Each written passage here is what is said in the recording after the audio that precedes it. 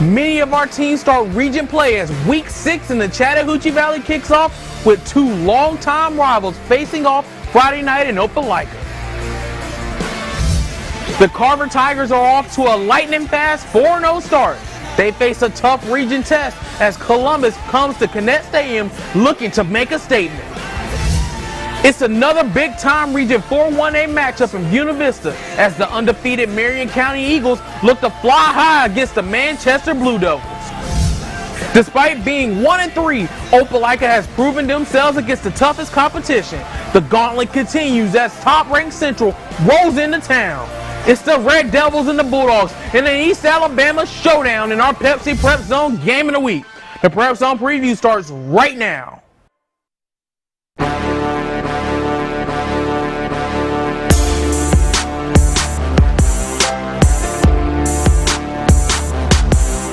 What's up and what's good, party people? I'm Jack Patterson, welcoming you to week number 6 of the PrepZone preview. As always, I'm joined by the talented Rex Castillo and the lovely Justin Holbrook.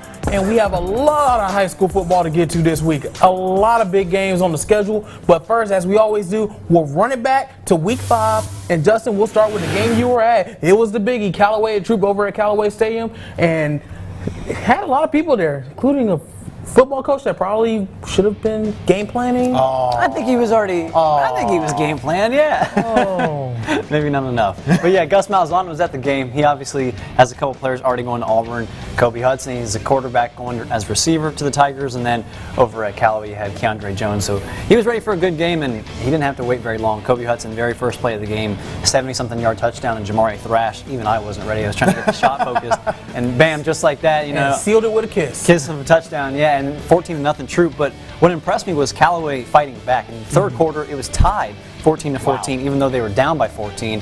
And then, you know, Troop, they just have too much depth. They're too good on offense. I think they scored something like 20, 23 points in that second half. So it's 37-20, but it doesn't really reflect the score and how well both teams played for Callaway to get back into it. So it's a premonition of, yeah, you have a very good 4A school, which a little more depth than a 2A school. Yeah. Both of them in their respective regions and classes are going to do very well. Yeah, man.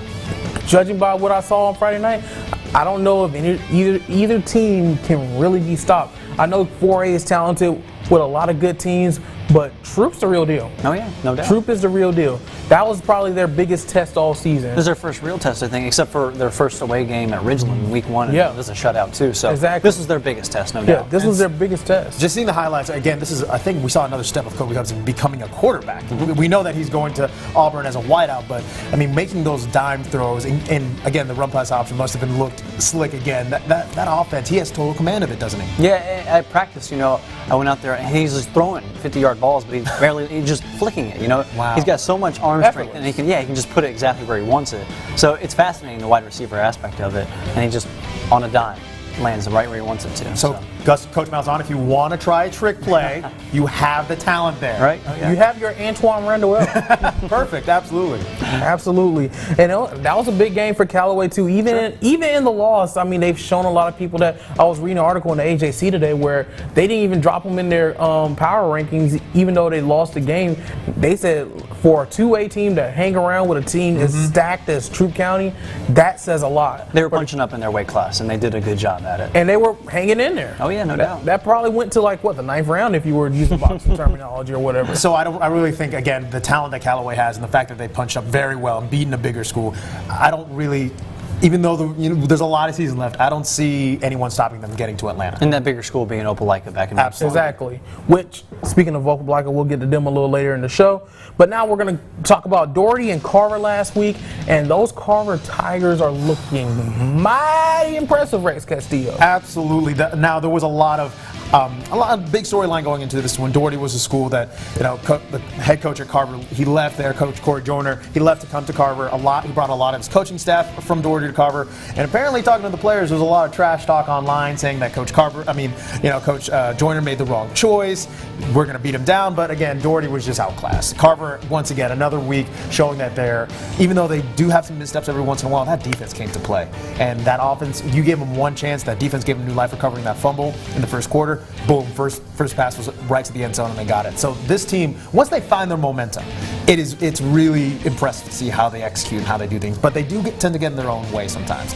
Very impressed with what Coach Joyner is doing at Carver. And again, this is I think we were talking with you in the office, this kind of approaching Del McGee space where we're talking about how successful they are right out of the gate. Yeah, I mean, we're talking about a team that was 0-4 last year, and they're 4-0 now this year. And we're talking about a team that, you know, we didn't really have a lot of expectations for coming into this year, and now we're talking them being contenders for a region title. Now, again, they have benefited from a lot of home cooking. They have not played a true road game just yet. That's either been Connect or Memorial, but they understood how important of an advantage that was early on in the season, why they have to win all of these games to get off to a hot start. Because eventually, when you get into region play and have those road games, that's where your composure is going to be tested. But they've proven themselves to be legitimate contenders, and people can't just write them off on the schedule anymore. And speaking of region play, Carver's already 2-0 in Region 1-4A. That's a huge start to go off, and got another big one coming up this week. We'll talk about that a little later as well, but a great start for the Tigers. And I don't know if this is like, you know, maybe we're talking deep playoff run yet here, but they're just impressing me every week the more games they play. The one thing that stood out to me in the highlights was it wasn't Jalen Joyner who threw one of the touchdowns. So that reassures me that if he's not in, or even if he is in, he can play a different position, and they have another quarterback. I'm not sure what his name is, but he had a touchdown, and the throw was pretty good too. So the fact that you have someone that can play that position as well, and a backup, or even a dual role where he's playing wide out, running back, whatever. When you have two guys that can play quarterback in high school, one of them is a threat somewhere else on the field if he's not injured. So I like that about Carver, that they're deep at that position. One guy also to keep your eye out for, I know we talk about Kyrie McCoy a lot. Johnny Crowell, actually Isaiah Crowell's nephew, is a playmaker on the defensive end. That guy has a motor that just doesn't stop. So I think Justin's right, is that we're learning more about this team through their success, that they're better than just one or two guys. This team is starting to show some depth, and I really wouldn't be surprised if they get to the second round. Yeah, and going back to talking about depth, you look at it, Kyrie McCoy, Jackers Cradle, and Kevon Taylor all had touchdowns in that game against Doherty. So weapons galore on that offense. Should be a lot of fun to watch them the rest of the way. Will be a lot of fun to watch. They'll be in a big game this week. We'll talk about it in a second. And our final game we're going to look at, how about those Beulah Bobcats? How about them? That was the game I was at this week, and the one takeaway I can take from this team is they are fast. They apparently they didn't even have their best player, which was news to me. Wow. I was talking with one of the reporters on the sideline, and when he told me that, because I didn't know, admittedly, I didn't know a lot about this team going into this game, but I learned a lot about this team leaving. Like, that team is deadly on the ground. They had a 95-yard quarterback sneak called back. That's the worst. Laundry. Like that would have been our prep zone play of the night last week if it was not called back. But just death all over the place. The defense with two huge turnovers when the offense was kind of stalled out in the second quarter. The defense came up huge with two huge turnovers in the red zone to keep it a 7-7 game. And then in the second half, the offense turned it back up, ends up winning the game 27-7. That defense is bend, don't break. They have playmakers on both sides of the ball. And we haven't talked about Beulah, a lot. Even in my 6 years here, we haven't talked about them a lot. But this year might be the year that the Bobcats go to the playoffs, 4-0 for the first time since 1995. It's incredible. And I think when we watched the highlights, it was one of the most impressive things was the defense. Bend, don't break. I mean, it takes a lot of composure to get that interception in the end zone because a lot of kids, maybe, were already down here. But the fact that they play fast on both sides of the ball, that's really impressive. Exactly. I mean, but put it to you simply, I was trying to tweet out updates from the game. Didn't have time. Couldn't do it. Couldn't do it. Took me about 3 plays to get a tweet out. Wow. That's how fast Beulah's offense was going. No huddle whatsoever. Those guys are fast. They've got a system. Coach Flournoy has installed a system there, and it works. That's outstanding. Good to see them off so fast. AKA Coach Flo. I love that nickname. Oh, that's a good. When your coach has a nickname, that's that's the best solid. coach's nickname. Yeah. Yeah, I love that. I love that. Good job, Coach Flo. I love it. All right, eye on the future time. And speaking of those Carver Tigers we were just talking about, they have a biggie at Connect Stadium as they are, I guess Columbus is hosting. I mean, it's two Columbus teams. But they're playing Columbus over at Connect Stadium. And Carver lost to Columbus for the first time since 1990 last year. Wow. It was a 36-13 game, a game that caught many of us off guard. But now you've got a Carver team who is clicking on all cylinders. You have a Columbus team who is healthy and looks as dangerous as they did back in 2015 when they made that playoff run. At this time, I think this is two of probably the hottest teams, not named Cairo in Region 1-4A, clashing at Connect Stadium. It's going to be a lot of fun, and I think I give Carver the slight edge just because of their track record. Now, again, Columbus, I think, when they had their game against Troop, they were very excited and wanted to earn their respect. Obviously, Troop being outgunned as they were, but Justin, you were there. They played very well at the beginning of that game, and understandably, they were kind of punching up. How do you see Columbus's chances against Carver? The Troop game wasn't really reflective on the rest of the year. I think they were just overmatched from the beginning. But when you look at their other games, what worries me about them is they haven't had a close one, and that's what I think this game will be. And we know with Carver, they've won 3 games, I think, that have been pretty close, and then a touchdown maybe. So what we know about the Tigers over there is that they have a very good team that can win very close games. Right. I just haven't seen Columbus in those type of games. I know that they're well coached. We just need to see Columbus in a close game, which I think this will be. But Carver is more familiar and more comfortable with it right now, which is why I tend to agree with you and lean probably like a 4 to 7 point lead for Carver. And who knows? Maybe Columbus, they'll play a close game and they'll surprise us. But both of these teams are teams that could go to the playoffs. And Carver's Carver's also a team that has come back. They've been down and they came back. It's going to be a lot of fun to watch these two running backs, Trey Peterson and Kyrie McCoy, go at it. So either of those guys can break off huge runs. But yeah, you totally nailed it on the head. If it's a 4-point game with 2 minutes left in the 2 minutes left in the fourth quarter, we know Carver is used to that. Columbus, we'll see if they can actually overcome that. Exactly, and just going back to your point, Carver, their other 3 wins have come from a combined 17 points. Wow. Once you take the Doherty game out of it. Right, and even without that game, they came back 3 times. So they were losing at halftime 3 times and came back to win 3 times. So that's what they have going for them. Exactly, but Columbus has put up points. If you take out the Troop game, their other 2 wins against Spencer and Westover, they've put over 40 points up both times. And Donovan Carter has been lethal at quarterback. Yes, he has. He has a 77% completion rating. The guy's on a mission, an absolute mission. They like punching you fast and early. Exactly. And Caleb Bailey, dangerous in the backfield. Darius Hill, just as dangerous.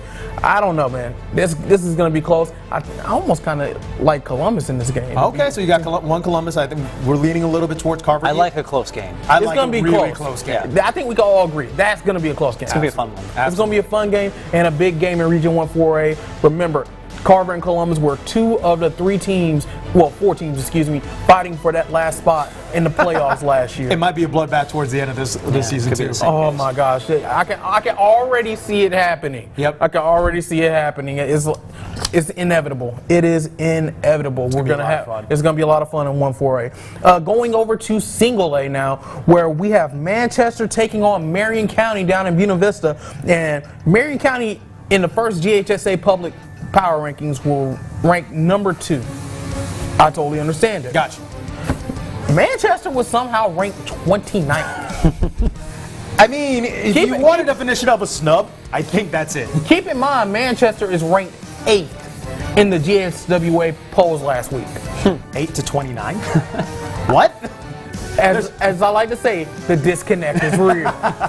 Now, the number 2 ranking, that's very fair, not only because they're undefeated, but they've done that by being on the road in all 4 of those games. That's incredible. They have yet to play, until this moment against Manchester, a game at home. So they've won all of those games, and in 3 of those, they scored at least 40 points. So they're not just winning on the road, they're winning and scoring in bunches. I think their latest win was 41 to 39. So it's not just blowout wins, it's close wins when they're scoring that many too. But they haven't been at home, and yet they're doing this well. You were at practice. How hyped are they to finally play at home? So the way they enter practice is kind of how they approach games, which is why I think they've had such a good start. When they gather at the fence before they go to practice, they make sure everybody's strapped up, and they sprint onto the field. And from there, it's intense. They start with Oklahoma drills, form a circle, break it down, and let's go. Before stretching. That's the start of practice. That's the start. Let's go. That's hype. the start. Yeah. That's hype. And so Coach Kirksey, he got to the program in 2016. The year before, they won region. They haven't won it since 2015. They did win state back in 2013, but that is the standard. I said, you guys are 4-0. What do you expect with 6 games left in the regular season? He said, we expect to go 10-0, but our approach is 1-0, 1-0, 1-0. And they take that. Every coach says, next game. We're always focused on the next game. But their mindset is 1-0. It's not just, let's focus on this game, let's win this game, and then go undefeated. So that's 2 very different things, when you're comparing one game to the rest of the year. And they're very confident that they can do that. And I just think it's a big, big challenge coming up against Manchester. They're going to feel slighted, ranked number 29th. They are 3-1, and it's a huge game in 1A, but Marion County's at home, and they always show out. Absolutely. And the reason why Marion County has not won the region the last 2 years is because Manchester has won the Western Division. This game has been the deciding factor of who represents the West Division in the Region 4 1A championship game. Manchester has won both of those games. They would go on to lose the region title one year and winning it last year. And Manchester's kind of been that one thing that has kept Marion County back since Manchester was put into this region 2 years ago. And like I said, grossly underrated. Grossly underrated. Marion County is good. Their 2 spot is fine. But Manchester's grossly underrated. Their rushing attack is prolific. I mean, Denizio Gamble is good. Anthony Ferguson, they're both great. We've both seen them break off big play runs or big play threats anytime they touch the ball. Now, keep in mind, Marion County coming off a huge win against a very talented Bleckley County team on the road. I mean, Trice McCannon, phenomenal. He's rushed for he's passed for 624 yards and 7 touchdowns. He's also rushed for 528 yards and 2 touchdowns. For a quarterback in 1A football, that's insane. That is insane. Denizio Gamble and Trice McCannon have to be compared my favorite names in all of football right now. Oh, and by the way, Marion County, they got another talented running back in Trayvon Matthews, who's also rushed for over 500 yards. Against Bleckley County, we were able to see those highlights. He was running over everyone and everything.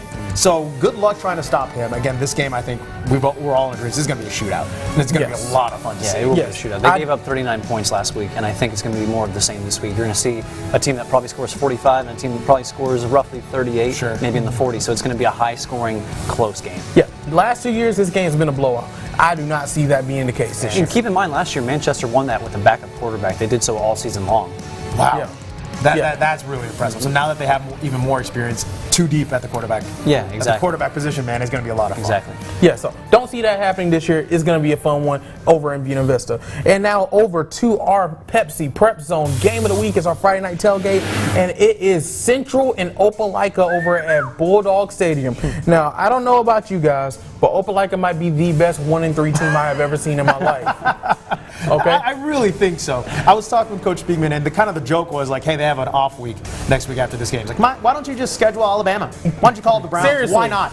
But this team, what Coach Spiegman really likes about this team is they've been in every game. They lost to Wetumpka by 2, and the Auburn game came down to the last play. This team fights. So they are 1-3. That is a very strong 1-3. Do not let that record fool you. Please don't. And he thinks that against playing against Callaway, against Central, they won't see this kind of caliber team in their playoff bracket. So it definitely can pay off. That's the thing that maybe gets me a little bit is when you say when they get to the playoffs. This is a 1-4 team. 4 losses in 5 games is going to play on your psyche. Absolutely. If they can overcome that, that's great that they've been playing big teams and they can win 5 games. But you really don't have any room for error to lose any more games after the Central week if you lose this week, which with the way the Red Devils have been playing, I think they will win that game. But then you have a team that's 1-4 and you cannot afford a single loss. Well, if you want to make the playoffs, they're talking about who we're going to play in the playoffs, they're not going to be as good. But you got to get there. You got to get there, man. Now here's the deal. Here's the silver lining in the fact, they're 1-4, okay? But they're 1-1 in the region. They're 1-1 in the region. Okay? And the team that they lost to was the best team in the state. In the state, and they lost to them by 2 points. Right, on a field goal that they could have made too. Exactly. So, yeah, they had every chance to win. So they have way more than a puncher's chance. No, I agree with you. They're a very, very talented team, but I think 1-4 might eat at some of the guys in a little bit. I think, and that's what Coach Beekman had to preach to me when we were talking to him. Was like, look, we're 1-1 in the region. It's like, true, and you're very right. You're technically accurate. Right. However, you're right. If you are 1-4 after this week, that 1-0 mentality you're talking about with Marion County, Opelika needs that, and they need to adapt that quickly because there is zero room for error. Win out to leave no doubt. But if you stumble here and there, gosh, now you're leaving. Your destiny's not in your hands at that point. Yeah, because at this point, you look at Opelika, the rest of Opelika's schedule following their bye week next week. You have Ben Russell and you have San Hope Elmore coming up. They've got to win those 2 games. Oh, and I think they have to win it convincingly in order to stay alive for that 2 spot. Yep. They win those 2 games, they're still alive for the 2 spot. Ben Russell knocked off Wetumpka last year too. So, you never know. Oh, yeah. You never know. They finished in a 3-way tie last year for that region title. Meanwhile, Central keeps doing what Central keeps doing, and that's blowing teams out. I don't know. What else do we say about this team that we haven't already said? I mean, at this point, it's the best team in 7A, probably the best team in Alabama. Yeah, hands down. And that two-quarterback system, I know we gave Coach Saban a lot of grief for that. Peter and Tucker both have accepted the roles. They gave me basically the same answer. It was like, we love to compete with each other. I interviewed them at different times. But this is a team where the mindset, when they break huddles in practice, during the game, before the game, it's all state championship. That's the bottom line.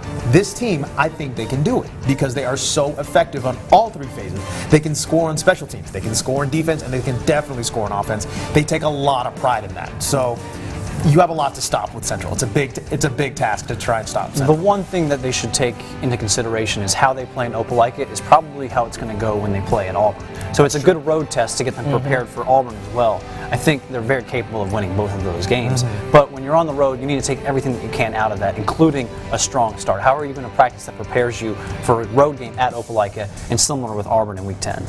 Yeah, I mean, that tends to look like it's going to be for the 2-7A title, barring anything unforeseen. Right.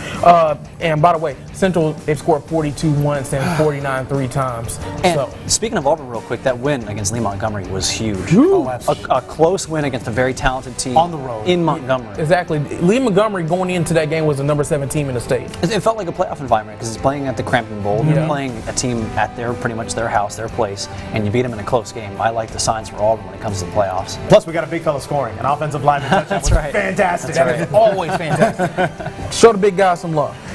And before we just, put the wins and losses aside, this is a rivalry. Oh, 100%. Oh, yeah. 76 times that Central and Opelika have met up. Central owns the all-time series lead, but that's probably the most important thing. It's not a region matchup, but it's a down-home, pure bragging rights rivalry, and there's really nothing quite. Kind of the X factor there. When you throw in the bragging rights, especially with high school kids, who knows what will happen? I mean, we pretty much can agree that Central has the best chance of winning this game, but on paper, Opelika has every reason to be juiced up for this game. Yeah, and Opelika has every reason to compete with this team. Absolutely. What's a win considered for them if they don't win the game?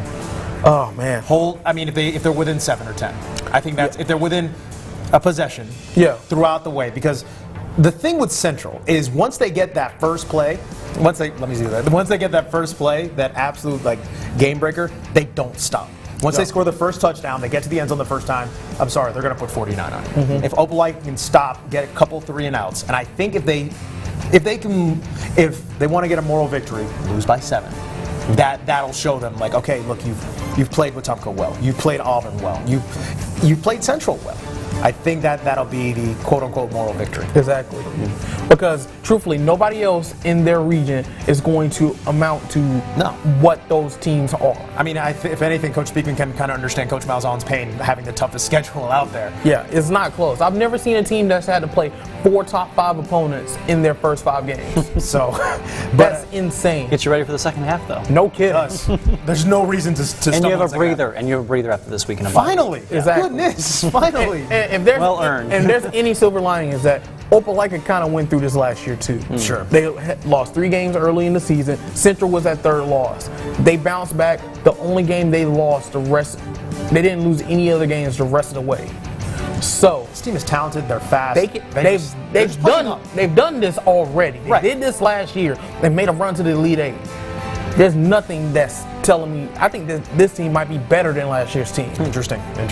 So that is our Friday Night Tailgate game of the week. We'll get to that in a second. But first, we got to get to our teams hitting the road. Over in Georgia, the Callaway Cavaliers looking to rebound from that tough loss to Troup County last week. They'll hit the road to Carroll County to face off with Temple.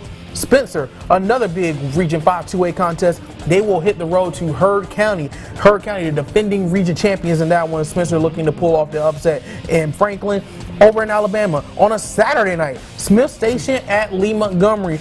And the winner of that game will jump into 3rd place in 2-7A. Wow. So a biggie for the Smith Station Panthers as they look to make a playoff run under Mike Glisson in his first season. And last but not least, the Beauregard Hornets are heading down to Troy to face off with Charles Henderson in another big region contest. The Hornets need a win to get the ship righted, if nothing else. So I'm really interested to see how Smith Station is going to do at Lee Montgomery. A much better team than we all expected. Again, they were 0-10 last year.